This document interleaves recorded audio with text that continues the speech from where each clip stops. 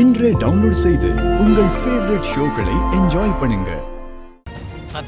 முடியாதுடா, இதுல ஜரிகை பத்தல, இன்னும் பட்டையா இருக்கணும். ஒரிஜினல் தங்க ஜரிகையா இருக்கணும்டா. ஏன்பா கட்டிக்க போற பொண்ணியை நான் தான் செலக்ட் பண்ண, நான் கட்டிக்க போற வெஸ்டியை நான் செலக்ட் பண்ண கூடாதா?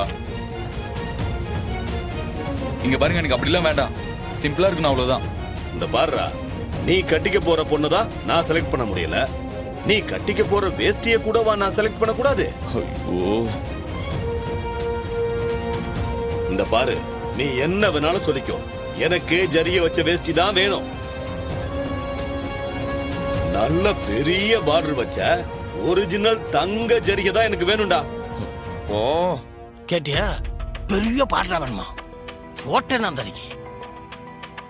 அதே மாதிரி உங்க அம்மாவுக்கு கூட காஸ்ட்லியான ஒரு பட்டு புடவை வேணும். அவ்வளவுதான் நான் சொல்லுவேன். அப்படி இல்லன்னா நீயே பாத்துக்க, நான் கிளம்புறேன். போடா அப்பா, போடா. இதுக்குதான் இவரெல்லாம் ட்ரெஸ் எடுக்கவே கூட்டு வரக்கூடாது. பேர் பேத்திக்கிட்டு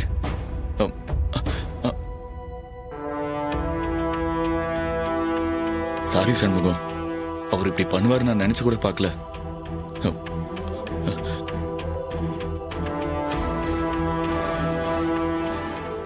ஏண்டி, உனக்கு புடவை செலக்ட் பண்ணிட்டியா? இன்னும் இல்லங்க, முதல்ல கல்யாண பொண்ணுக்கு கூரை சேலை எடுத்துறட்டும். அப்போ நீ முக்கியம் இல்லையா? என்னங்க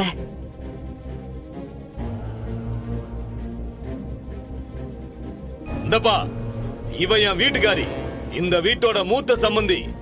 இருக்கிறதுலயே காஸ்ட்லியான பட்டு புடவையா எடுத்து போடுங்க.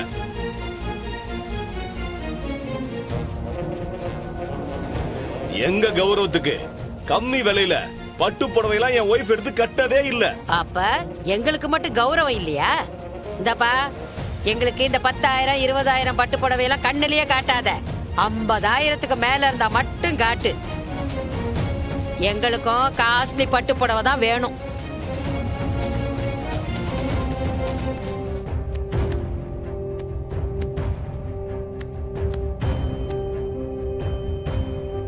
டேய், என்னடா இது? ஏன் இப்படிலாம் நடக்குது? இங்க சேலைக்கே 1 லட்சம் 1.5 லட்சம் ஆயிடும் போல இருக்கே. இது தவிர நமக்கு மத்த செலவெல்லாம் வேற இருக்கு. பணம் எங்க இருந்துட்டா வரும்? என்ன பண்ண போறோம்? எல்லாம் நான் பாத்துக்கிட்டேன். நீ கூட வந்து அவங்களுக்கு நல்ல புடவையை எடுத்து மட்டும் கொடு.